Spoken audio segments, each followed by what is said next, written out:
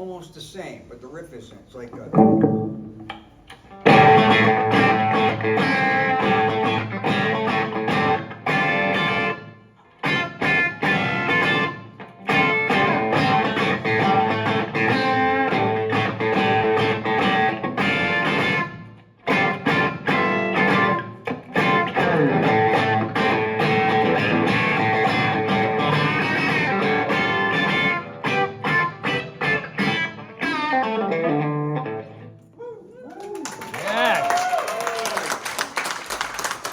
You know, because I used to do that kind of stuff with my bar band, so I came up with that. I remember it now, don't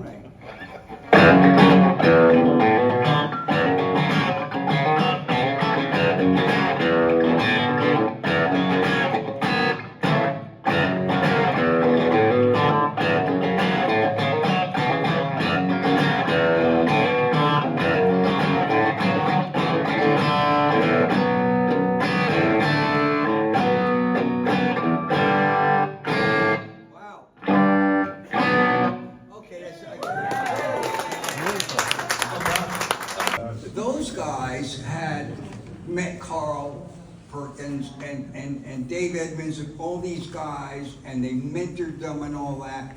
And HBO TV did a special about Carl Perkins, like a tribute, like the kind of cool tribute that they give you, like you don't have to be dead and you actually get a tribute. How nice of them, you know. So. Because of their association with Carl, and I was in the band with them, I got invited, because normally I wouldn't have been invited to it. That wasn't one of David's favorite records either, you know, but it did allow David to go from arenas to stadiums. You know, it did what it did. Did its job. And that's, you know, that's the honest answer. I mean, well, not my favorite. I love Steve Music Shortly, and I think he did a great job on that record. Not my favorite record. Well, I have to say, you played on a huge number of iconic records over the years. May you continue. The book, by the way, is fantastic. It is in chronological order, which we've skipped around today. And there's lots of stories in there. We were saying about you've gone for an honest as you can. I have to do all the mixed up, and I went, you know, because I thought, because there's nothing worse than taking over for an iconic stylist, and somebody asks you to emulate exactly, because you're just going to come up. You're not going to come out looking too good. So it worked out in my favor. I was more nervous about that, and lucky enough, because there was a lot of new material that Mick hadn't played on, like all the Diamond Dog stuff, so they didn't have that to judge me on. And the fans embraced me at the beginning, which I was like, because that was the more unnerving than actually auditioning for Bowie. Do you think the fact that David did keep changing his styles so often helped that? And you just said because that there was guitar parts to come in fresh. You weren't just having to copy everything. The fact that he kept on changing his style, and you bonded over, you and David, you know, about, you know, R&B, soul, as guitarists, as musicians. That was a bonding thing. That's something that he wanted in that sound. Yeah. I mean, you know, as much as, especially back in those days, nobody would think of, you know, they got Hunky Dory and Aladdin Sane and Ziggy and all that, that you would think that Bowie had an ounce of R&B in him. But I mean, when I was playing in New York, the stuff that I really liked to do was a lot of the Memphis Sam and Daves and the Otis and Eddie Floyd and all that kind of stuff. But I didn't realize that David was pretty well versed. He liked it. I talked him into doing Knock on Wood on the live album. So we did have that in common. And then, you know, when you talk about David changing things, I think one of the reasons that David's career just kept going and going and going, it was a long career that you can't just keep making the same record every time. You can't do the same show. Even if you think of the Beatles, I mean, how many times can you record I Want to Hold Your Hand? They had to progress as they went along. And David did that He did it consciously. Also, he was funny because once he accomplished something, he was done. I said, okay, I did Young Americans, I'm done, get rid of that, we're gonna... Saw him to a certain level, and when you wrote him, you joined that band. But you joined this band, likewise, what was it like, what were the shows like initially? What, the Bowie show? Yeah, from going to that level. It went from, with Michael, we were doing maybe 1,500 to 2,000 seat halls, mostly in the Midwest, without, we didn't have a big entourage or anything like that. And then all of a sudden with David, and there's just managers and organizations and accountants, and a stage set that nobody had ever done before. I mean, Kiss was blowing shit up and making fireballs and wearing makeup. But nobody had done what David hired a guy named Jules Fisher who designed sets for Broadway that all had these moving parts and stuff. So David's vision, taken from the Diamond Dogs record of this whole apocalyptic end of the world shit that David was into at the time, and they designed a city, and that was the whole backdrop of the thing. And now we're going from 1,000 to 2,000 people to 20,000 people. And it didn't make me nervous. I was much more nervous at the rehearsals because I was more concerned that I had my shit together. But once we got on the stage, I took to it pretty well. Because I didn't, I had no idea if I was just going to die of a heart attack the first gig because I never played in front of 20,000 people before. But David, plus the guys in the band were great. We had some real veterans in that band. We had Tony Newman on drums, who played with Jeff Beck and T-Rex and all these people, and Herbie Flowers, who probably, in my mind, is one of the most influential and important bass players ever to come out of the UK. And they were a good 10 or 15 years older than me, so they kind of guided me through the live thing, which really did help me a lot, When I get out of line, somebody whacked me in the back of the head, and straighten me out. We all need a bit of that. There's a great bit in the book where I think it is this initial tour with that whole vision and the whole design, and you say you went into the room looking like a cool pop star, a cool rock star, as you've been rehearsing with this like 24 years, whatever, and he came out looking like an accountant. Oh, it was horrible. That's what I love this story. It was fucking horrible. So, know what it's like for his clothes. This is what style is. I mean, in my band, I looked like, at the time, a very typical British guitar player. I had really long hair. I had on the velvet blazer and the jeans and the whole 9 yards. And I thought, oh fuck, I look great. This guy's gonna love me, right? So I get up there, and he said, "Oh, I got a clothing guy coming in and a hairstylist." All right, so come back. First thing that went was the hair, all of it. It was an inch short, and I'm sitting there, okay. Then they measure me up for clothes. Then I see this suit, and it's a high-waisted, pleated, double-breasted suit. And these horrible old band shoes, like accountants wear. And I walked out of there, and I didn't know what to think. I'm thinking, okay, wait a minute. You just got a gig with probably, David was pretty damn big at the time. I said, you were with the top guy on the planet, and look what you look like. This is horrible. This is awful. I mean, and I don't even know if the suit really made me itch physically, but I was itching. The suit made me itch. I still have it. It's sitting in my closet. I love the fact that you still got it. I love it in the book you say, and then you had to go back to to your friends in the real world with this ridiculous haircut. Oh my God! It was like my friends to look. I didn't want to show up anywhere, But I got through it. I don't know if I talk about this in the book because, when you're doing a book, it's like going to therapy. You know, you're not going to remember everything, and it's a long process to do the book.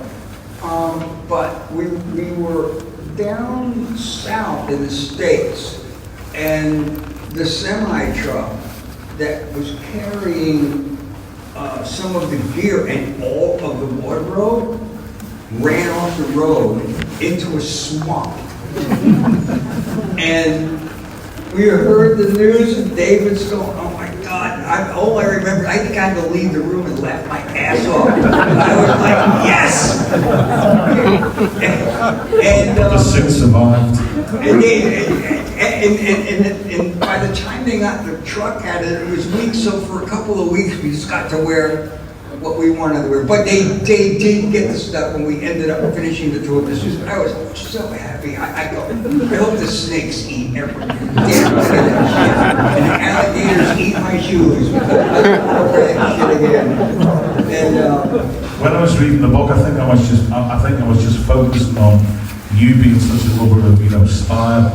And as we're going to stick with the early days, but Glastonbury is a great story where you're about to go on stage and someone comes and basically David's lost it. David's shoes don't fit him. The goddamn boots, right? So I didn't see David for a while, and at the end of '99, I guess, they contacted me.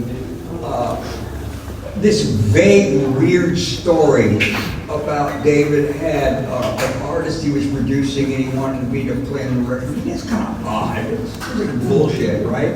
So I finally weaseled out of the person that called me and said, you know, he wants you to come and do the thing. So I go to New York. I'm back in the band. We're starting to do some gigs, and one of the first things we did was Glastonbury. And David's PA comes into the dressing room. She goes, David's got some new boots, and he's not sure if he likes them. Yeah, so I had my boots, my Beatle boots that he loved. And he says, well, he wants to use your boots. I said, what the fuck am I going to wear? She goes, here, and she hands me these boots, right? And I try them on. It was killing me. And we wore the same size shoes, but they were killing me. And I you know what, here, give him the shoes. I had my Chuck Taylor Converse. I wore those. If you ever see clips of it, you see my feet. That's why I'm wearing Chuck Taylor. And if you look at David's feet, those are my boots. You had the more comfy feet, I have to say. I actually got the best of the deal. I had my Chucks on. Just, I seem to focus on shoes and boots. And remember when I took you shopping in Liverpool for boots? I still have those boots. Did you get them? Yeah. Yeah. It turns up, probably about 2017, 2018, maybe when we were talking about planning the double fantasy gig. I said, John, I need some new boots, can you take me shopping? I said, I know exactly where I'm going to take you. You know where I took you? River Island. Because I knew what sort of boots he wore, these like little pixie boots. He hasn't got them on today, he's gone casual. But his little pixie boots tucked into his skinny jeans. I took you to one place, I said, right, these have them. Then I said, but there's a bigger choice in River, and you were amazed that I knew exactly where to take you. Well, you know what's funny about that is that like I know River Island's not exactly like the hippest store on the planet. I didn't realize at the time, but compared to a lot of the stores in the States, it was hip. That's the way the States places were. So I knew every time I came to England, I would hit some kind of boot or clothes store. The other thing I have to expose you for, metaphorically speaking, is whenever he's in town, probably the first thing you do is get in touch with us at the Cavern and come down to the club to rate the merchandise. Gotta rate the merch, man. It's been a while. Yeah, somebody before said, so when are you coming down for the merch? He said, I'll meet you 11 o'clock in the morning after breakfast. Going back to the early days, you may notice Earl has his guitar here, so maybe we'll get a few licks. We're keeping this quite, because you're all standing up, so we need to get you involved really. Are there any questions? Well, you need to get involved. You're the first question, man. Questions are fine, we just not want to dance. Okay, no, we can let you go with the dancing unless as long as you get your comfy shoes on.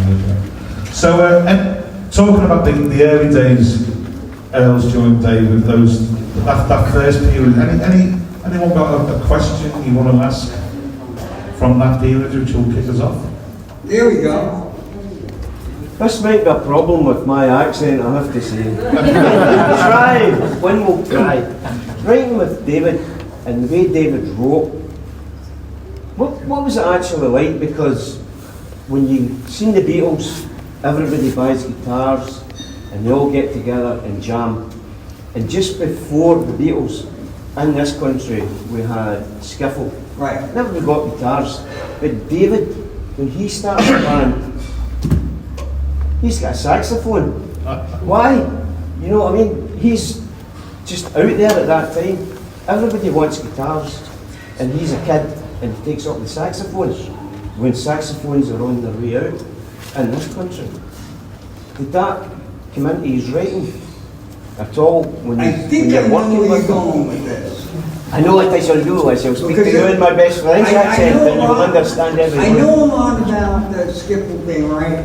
David was much more into Little Richard and Fats Domino and all that stuff. And that music had a lot of saxophone in it. And I think that's why he gravitated towards that. He wasn't, I think skiffle was a bit too folky in its own way for David. I mean, he was really loved Little Richard. So if you listen to all those old records from the 50s, you know, there's saxophone. I think that's why he picked it up. You know. Also, it's quite showbiz as well. I mean, you know, the saxophone's quite show-offy and quite, Oh, of course make it a is. statement. Yeah. I think that, I'm pretty sure that's why, because I never even heard David even allude to the word, I only gave said the word skiffle in front of me. I don't know. Good question to kick us Really off. good question. I think our friend was really going to say something. Any questions? We had a question earlier, but we decided Earl couldn't answer it. Oh, do you like a challenge here? No. Is it a nasty question or? No. So you can get out with this one, but we have got a time machine when you go back in time and someone says you can either work with David Bowie on a few projects or John Lennon on a few projects, but only one of them. Which one to choose, and you can't answer that. Who paid the most? We don't talk about money, ever talk about money. No, I wasn't talking about Right. just art, just music. Honestly, John, and I'll tell you why, because by the time I met David in 1974, there were no more Beatles, and I had bought Imagine, John's records.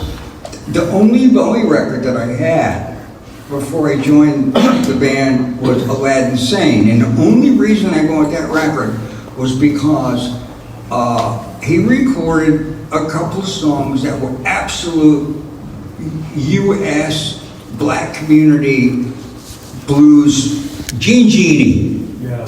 I mean, think about what that is, Panic in Detroit is Bo Diddley. There was that, and the way Mick approached those things, that's why I want that record. It's the only record I had. I had all of John's solo records and all that stuff. And I was much more of a John fan than I was of a Beatles fan because I loved John's darkness. Jon Keats is so fucking dark, it was scary sometimes. And I loved that. But when I got the gig with David, I literally had to go out and buy all the records, learn all. I wasn't that familiar. If it was John stuff, I would have probably known it. But yeah, I would have been, and I could answer that question.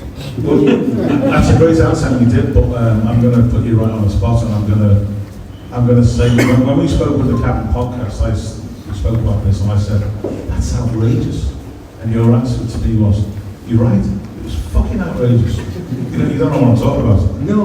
When you get the gig with John and Yoko. I think I know. Okay, so we'll go straight to the. He says this is an outrageous story, considering he's chosen John as well. So you go in and you just tell us about that first day in the studio with John. I know. Yeah. So my manager gets a call from Jack Douglas, who produced Double Fantasy. And he worked with John earlier on some of the earlier solo stuff. And he wouldn't tell my manager who, he said, oh, I got this gig for Slick and it's in the studio, but who is it? Well, I can't really say right now. They're keeping it quiet. All right. So I kind of did a little bit of thinking about it, and I'm thinking, okay, who's that big? Is it a band? And I thought, okay, Earl Slick was huge at the time ago. They're intact. And I went through the gamut of stuff, and I went, who's not been around for a while that Jack has worked with before? And I guessed that it was John. So they offer me the gig. They stick me on a plane. I was living in Los Angeles at the time, and I get to New York, and we recorded it at the Hit Factory Studios in New York City.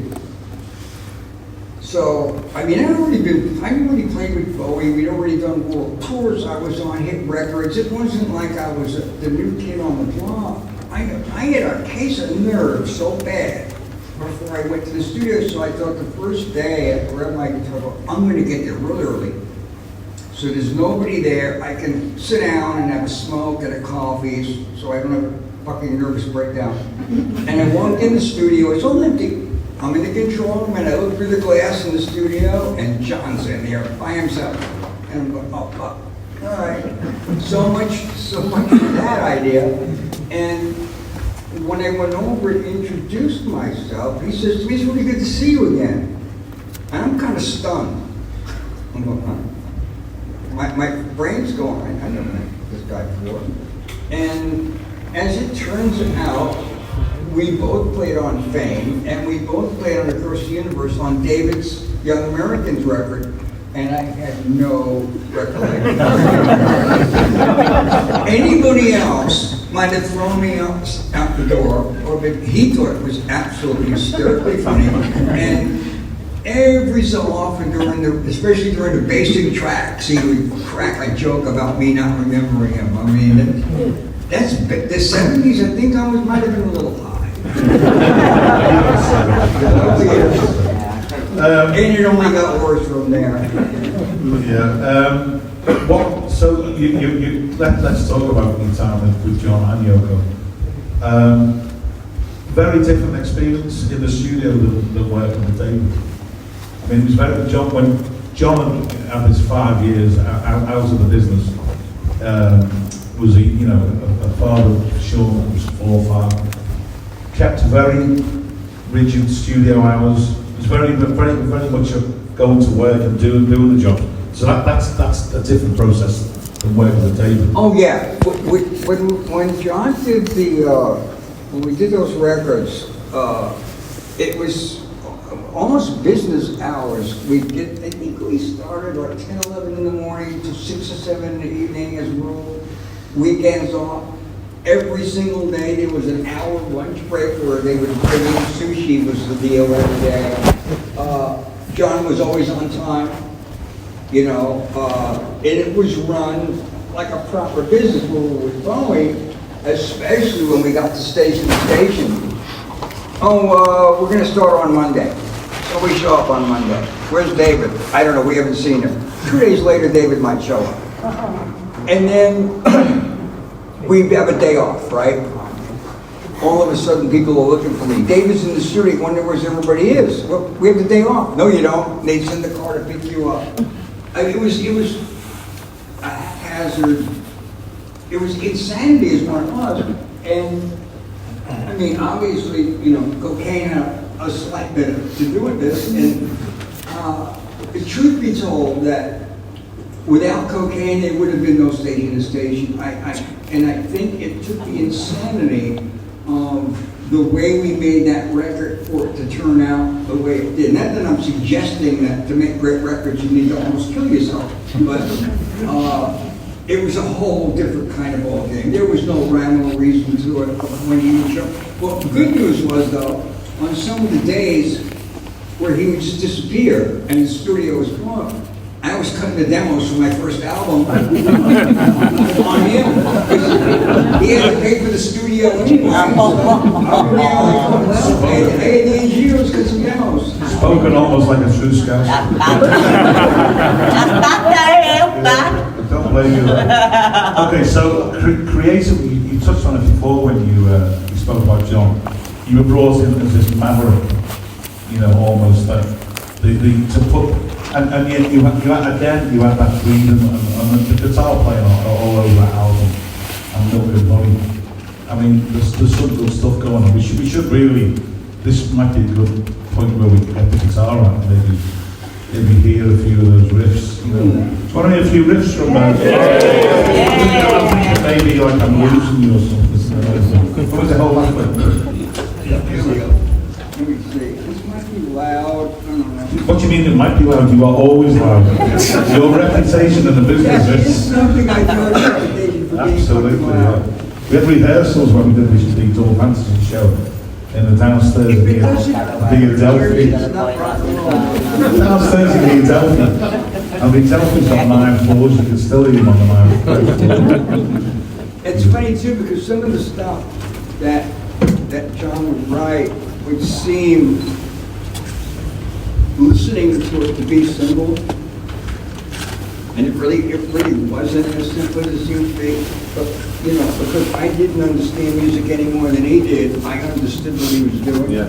It's like, Oh, that's not loud, man. Just having an off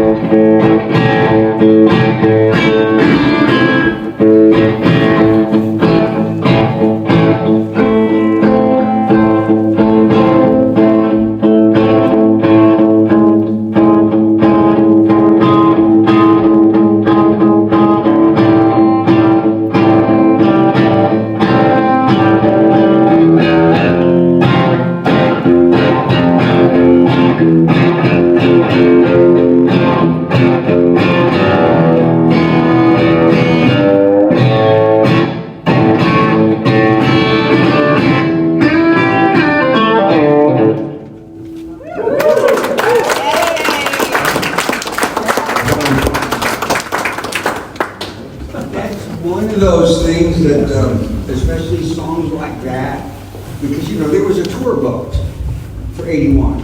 John never saw '81, the year 1981, and I was looking forward to what those would have been like, because we're in the studio, no matter how excited you are about, there's a tameness that happens sometimes in the studio. So I was looking forward to that grittier live thing. I was just listening to that thinking you were definitely brought in to just add a bit of filth. That's proper, I mean that in a good way. We dirtied it up a bit. Yeah, we did dirty it up. I wish, and it's funny because when we did the show where we played the tracks on the Philharmonic Hall, and you were in the room, and it was live, I think there was still, if that, as you would have done if you'd have gone on to tour with John in '81, that band thing just would have kicked in, wouldn't it? Oh yeah, matter of fact, when we did this show at the Philharmonic with Tony and Andy, I found myself naturally doing things that were not on the record. Yeah. It's the way I would have played them live, because I never, even with David, all the tours we did, I rarely played the same stuff live. I mean, obviously the meat of the thing would be there, but there was always other stuff going on, because I just let my fingers do what they want to do when I'm playing live, so whatever I feel comes out my hands, The session guys, they're the ones that should be doing the note for note. I can't do that, I don't know how. And what makes me feel good is as I'm going through the song, my hands will just go someplace and it adds an extra element to it. You said to me when you were back when you were learning guitar or getting into it, the Beatles, you always found it quite difficult to, like Beatle tribute bands now, they sit there and they listen, and get every note perfected, and it's exact. That doesn't come natural to you, does it? No, I mean, I cannot copy copying anything that anybody does. I mean, for me, and the Beatles songs, as simple as they sound, some of the shit that George and John were doing on those guitars, I still can't figure out some of it. I could, what I was always good at, I could emulate something. I could sound like kind of Jeff Beck, or I could sound a little bit like this guy or that guy, but I could never, do any of it, which thank God, live, especially with Bowie, that wasn't expected, because in my own licks that I did on the record, sometimes I couldn't do them exactly the same, because it was so off the cuff. A lot of the stuff, the solos that I did on all those records with David and even with John's record, they were off the cuff. Most of those are first take. Do we want to hear any riffs? It's a big, filthy sound, isn't it? Yeah. For a little fella. And that's just a little big I know. Any more riffs? Any more riffs? Nobody told me. Oh, golden years. Which one? Over. And then nobody told me was kind of forgotten about. The plan was we recorded what turned into Milk and Honey and Double Fantasy all in the same sessions. So they picked what songs were going to be Double Fantasy. The rest of them, we were going to go back in the studio the following January and finish them, and that was on the list. So it didn't make it onto Double Fantasy, but it was, I was disappointed. But I was so happy when it came out, and luckily, unlike some other singers, John sang and played his guitar live as we did the actual recording. A lot of singers, you play the music, then they come and overdub the vocals, but John wanted to feel like a band feel. Otherwise, we wouldn't have had Milk and Honey. It wouldn't have been there. But that was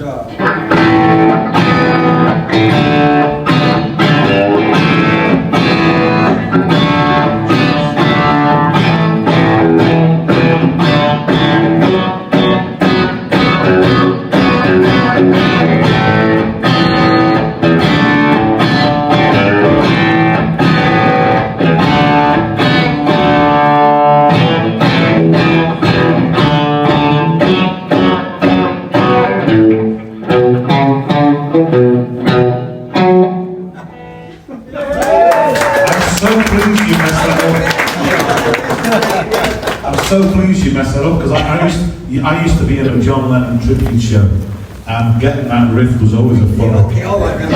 Let's into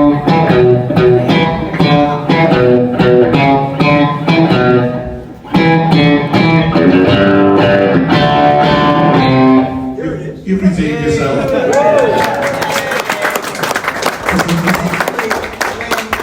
That was one riff I did have a hard time with when we recorded it. It's odd. It's kind of a weird riff. Yeah.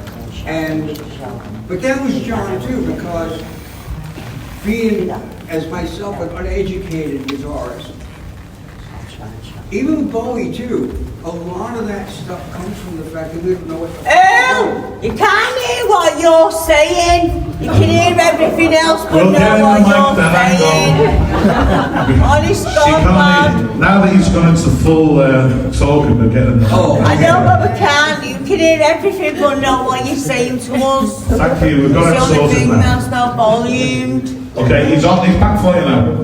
Are we good? You were saying about that riff. Yeah, you just need to Cheers, Al. Cheers. What's your name? Debbie Bowie from Tottenham. Hello! Yeah. So wait a minute, should we do this? Go through the rest already? No. As long as we can hear Whatever you. just happened, I have Now to can argue. hear you. Now Now she can can hear hear you, you. Al. Okay. Are you Yeah. happy now? I'm happy, Get in baby. Told you it's Friday night. We're in Liverpool. Yeah. Okay. Do we want a little bit more music? I'm happy, hope you're happy too. Who said that? Station to station. Yes. Yes. Dad? And my favorite album. Yes. Are we all right back there? You made me me alive. When Bowie died, you made me come alive. You come to the O2 and did a gig with Bernard Fowler, the Station to Station album. Wow. And I died when he died, and you brought me back to life with your music. I love you. Thank you very much for that. So I will pass that along to Bernard when it was a great gig as well. I was So passion, you amazing. Let's play something. Yes. Station, yeah. Okay, station is Yes. weird because it was chunks of 3 different bits that he had that had nothing to do with each other. And we glued You've got just I'm sorry. I usually, it's funny, I don't usually use the way it took so long to go out because I'm going to shut up. Stop, turn it up. So anyway, Station was put together Yes. in the studio through these little chunks of things that were unfinished. So there's like the opening riff, then it goes into this other section. So I'll play the opening riff, which I think is where the initial idea started from.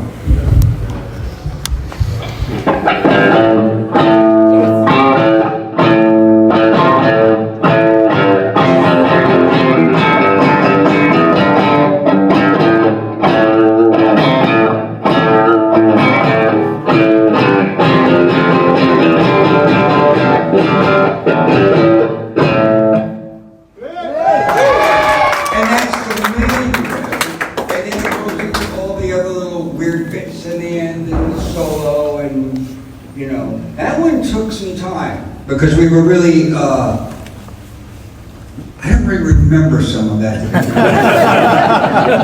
could make up something, but I'm not going to. What can I do? Well, we've got you there with that. While I have a mic and they can... Well, yeah, before we don't want to shout now. Put any more riffs that we sing? Oh, Rebel. Yeah, that's a David lick. He actually played that himself on the record because when he did the Diamond Dogs record, I think he was over it with guitar players for the moment, so he did a lot of that stuff himself, including that riff. Cold turkey? Oh yeah, well we'll have Rebel and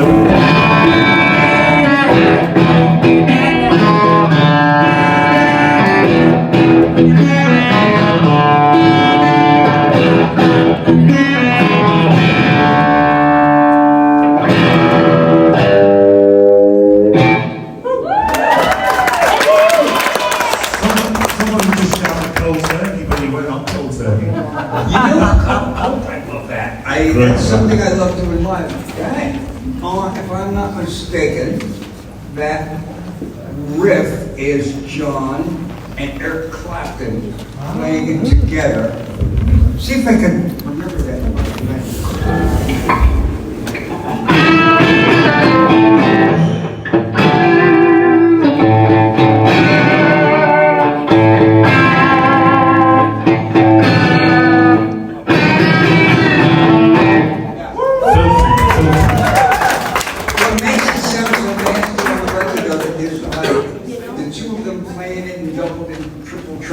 Which makes that sound so cool. Okay, I just asked our good friend from Scotland here what time it was, and we're coming up to 9 o'clock. Let's just get a couple of questions if there's anyone wants to. Yes, sir. Yeah, can I just ask? I know nobody told me John Lennon was going to do that for Ringo Starr, and that was a demo, wasn't it? Were you going to play on that Ringo Starr version? Have there been any discussions around? I know 1981 never happened, unfortunately, for John, but. Yeah, so nobody told me. Nobody told me it was originally done as a demo for Ringo. Is that right? Were you aware of that? I don't know. A lot of the tunes that John brought in, he had written and made some demos on his own with his little tape recorder. You know, so I wasn't privy to. Matter of fact, I wasn't at the rehearsals for that record. Jack didn't want me there because he didn't want me to hear any of it until we were in the studio so that I could just be fresh and approach the stuff Well, thank God we didn't give it to Ringo, that's all I'm saying. Oh my God! I mean, if he'd have given it to me on the record, I'd have messed it up. Any more questions? Yeah. The front, yeah. Who's your idol as a guitar player? What's that? Who's your idol as a guitar player? Oh my God. There's a number of guitar players that I love for different reasons. Buddy Guy is one of my number one guitar players ever. Keith Richards, Chuck Berry,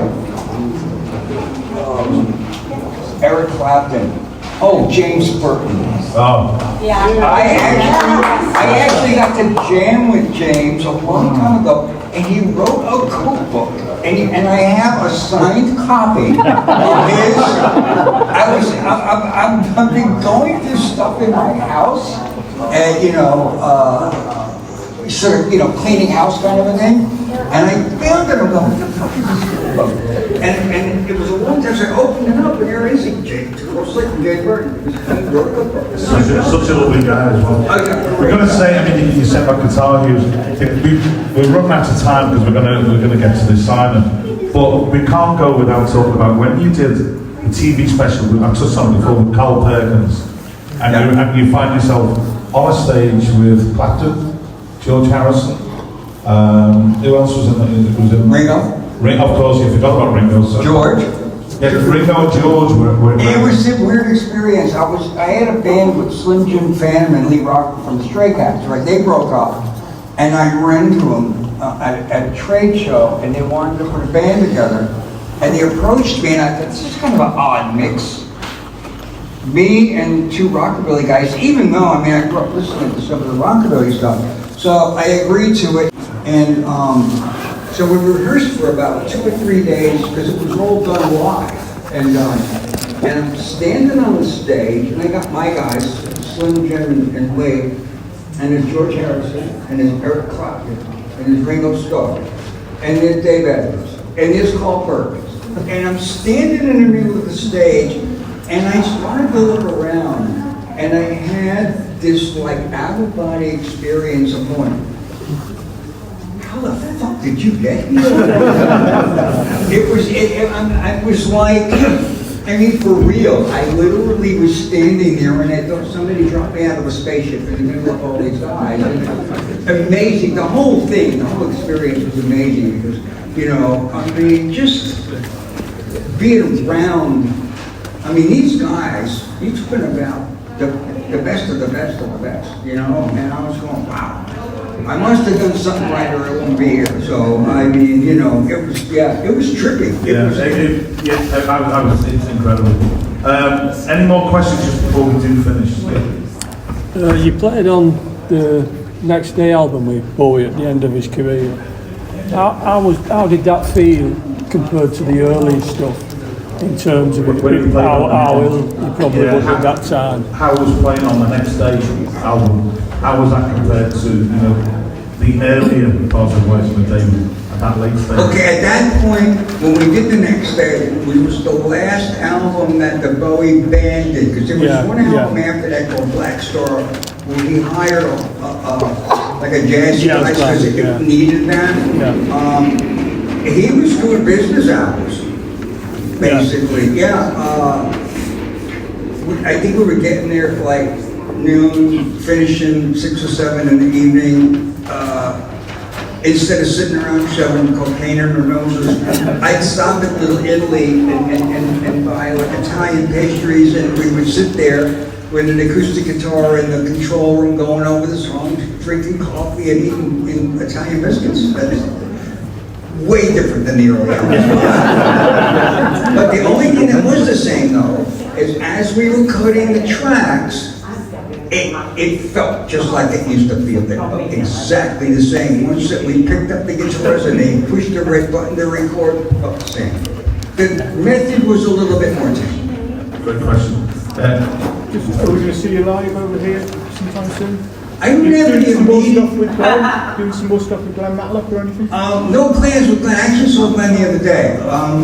We're always talking about doing something. I did have a conversation with Bernard Fowler about a month ago, I stopped at a studio near my house that I recorded my last record at, Clubhouse, and Living Colour was in there, and they were all buds of mine, and I was talking to Doug Winters, so the bass player, and we called up Bernard, and the first thing Bernard said, we got to get together with me, you, and Doug, and the band, and maybe we should do Station again. So when he finishes this Stones tour, it's up for conversation, but no guarantees. But fingers crossed on that one. One more question if there is one. Yeah, at the back there. Did you have a jam with McCartney? Did you ever jam with McCartney? Yeah.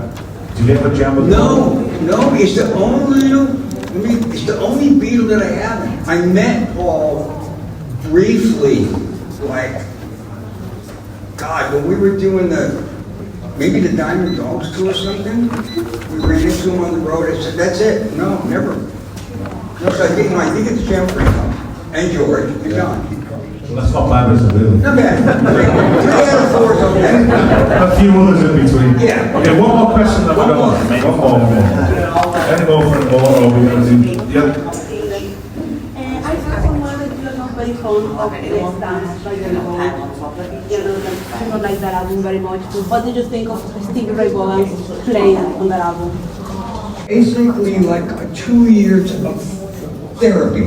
Because that's, because you're thinking that, and it's like, holy shit, am I sitting with a shrink or am I writing this with my writing partner, Yeah, I mean, the way I wanted to approach the book was to tell the story of how I started in this business and my travels during the business and all the stories and the bullshit. Who cares? We've heard it all before. I mean, you could do the tell-all thing and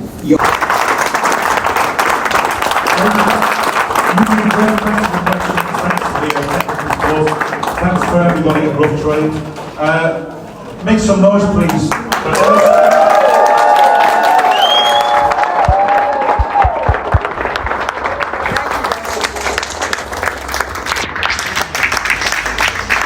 We're going to do a sign I think it's just out on the back there. Is it? Just over on the right hand side.